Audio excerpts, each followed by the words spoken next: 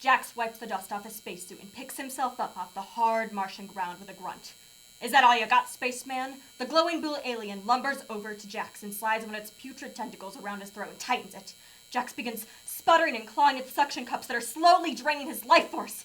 Will Jax escape the clutches of the dastardly Lockman, or has he finally taken on too much for him to handle? Find out next time on Tales of Intrigue. Good morning, sunshine. How was that? That was good. But... Well, you named your character Jax. yeah, it's spacey. Well, I mean, it looks spacey when you see it written, but when you hear it out loud, it just sounds like you added an unnecessary S to the end of the name Jack. Huh. Jax. Fuck! Why did you tell me, Mel? Because it was funnier not to. I mean, the entire time I was listening, I just kept envisioning a full army comprised only of people named Jack. You're the worst, Oh, I Mel. am what I am, Raji.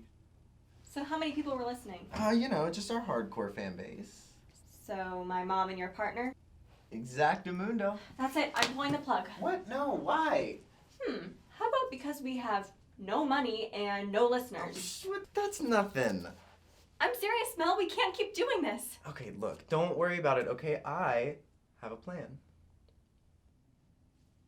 And do you plan on sharing that anytime soon?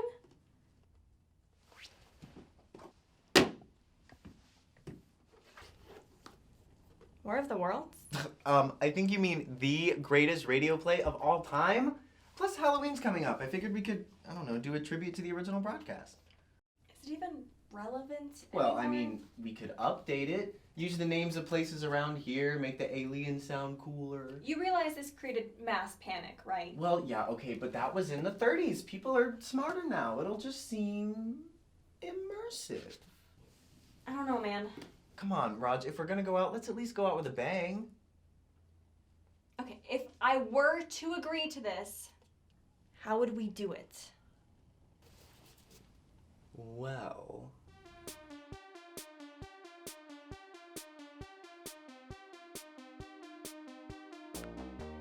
First things first, we need a script. I figured you could take the helm on that.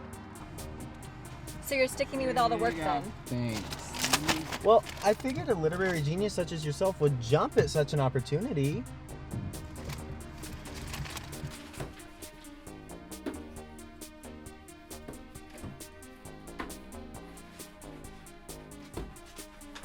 And then, after both our characters are killed off and the listeners left with no hope, we play the original Send-Off by Orson Welles and wish everyone a happy Halloween. Solid. Very dramatic. Now we just need actors.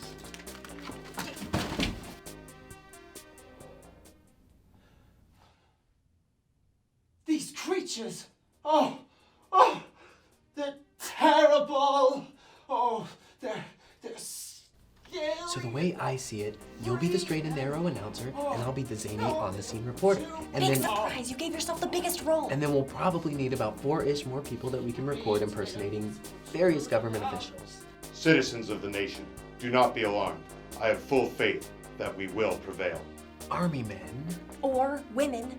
Lieutenant Baer, stationed at Fort Bragg, North Carolina, currently mobilizing to the landing site. Scientists. The seismograph readings for this event show an unparalleled intensity. And scared citizens.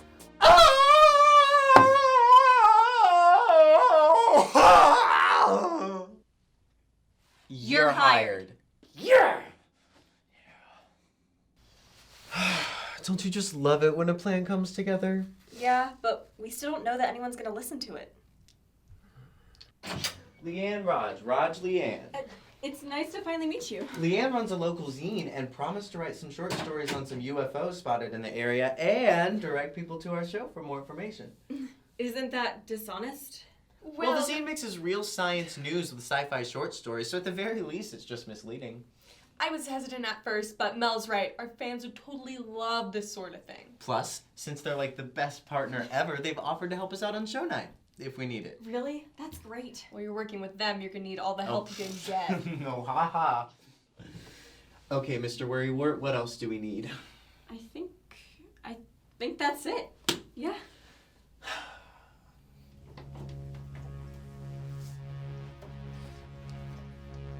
Oh, 1 minute till showtime. What's that for? Supposedly there's a wildfire up north. I'm making sure it doesn't head this way. Smart. All right, we're all ready. 10 seconds. Fingers crossed. This is it. Break a leg. Good evening, ladies and gentlemen, and welcome to tonight's episode of Tales of Intrigue. Tonight is a special and hopefully not our last broadcast. We'll be debuting our tribute to Orson Welles' infamous War of the Worlds radio play. So we invite you to sit back Not relax. and enjoy the show. We interrupt this broadcast with a special bulletin. Several observatories across the United States have just reported explosions on the surface of Mars. Several unidentified objects seem to have been ejected from the atmosphere by these explosions and are now speeding towards Earth at a high velocity. We go now to Professor Richardson at the Pisgah Astronomical Research Institute for more information. Professor Richardson, what can you tell us about these objects? Well, they appear to be made of Hey, guys. dense material.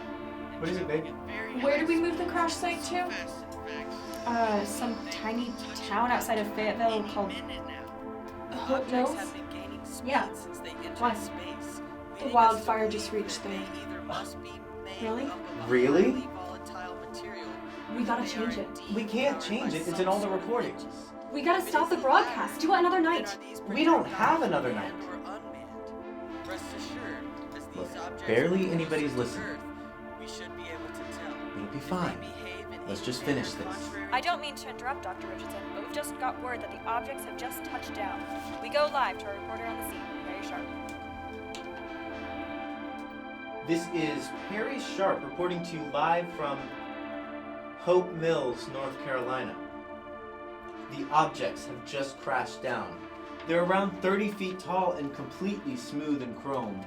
Smoke is billowing from them into the evening air. Now, the beings' writhing tentacles appear to be emitting some sort of gas. It's disgusting. Wait. The cloud of gas is spreading. It's now only 50 feet away. 30 feet! I could practically reach out and touch it. It's...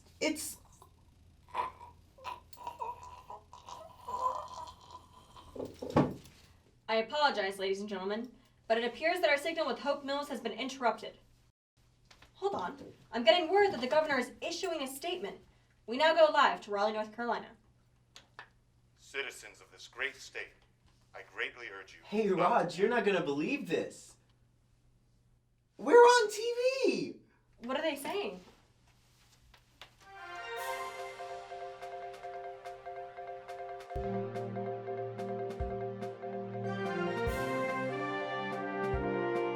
Police were baffled this evening with the amount of calls they were receiving tonight about the Hope Mills wildfire, since it's still 40 miles away and doesn't appear to be spreading in our direction. That is, until they discovered that two locals have been Oh, reporting shit, that's on their radio us. program that the fire is a result of an alien invasion. This would seem almost comical if not for the problems it's caused. Several accidents have been caused by people trying to evacuate town. I and knew the this was a police bad are having a idea. hard time What are you distinguishing talking about? This is a actual great idea. distress People are calls finally from talking needless about panic. us. We asked some locals what they thought of the situation, and here's what they had to say. These boys think it's real funny messing around with other people's lives, getting them all riled up. Well, I'll tell you something, it ain't. These boys need to get some sense beat into them. And I'll tell you another thing. I told you this might happen, and you told me not to worry about it. Is this what you wanted? Oh my god! Well, of course I didn't want people to get hurt. I just thought we needed an edge. I can't believe you. What was that? Guys? Oh, shit. Unbelievable. Ladies and gentlemen, Mel Burke here. I am interrupting this broadcast for real to bring you a live update. It appears as though someone is attempting to burn down our studio. Knock it off, Mel! Smoke is pouring in from under the door. My partner Raj is reaching for the doorknob.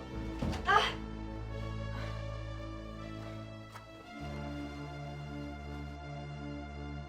Ladies and gentlemen, There is a roaring fire just outside our door. We have to get out of here. Unbelievable. Holy smokes! There is a literal mob outside our building.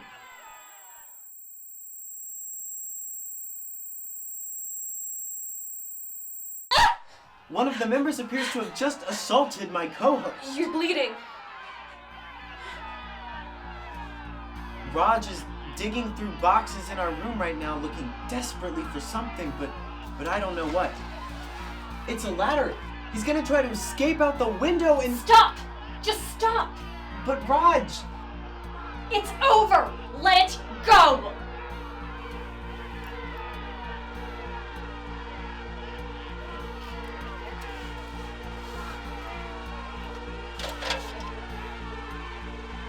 Ladies first. You can't be serious. What choice do we have? I'll go first.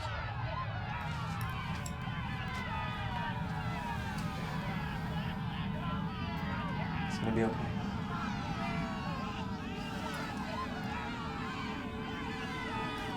I'm sorry, Raj.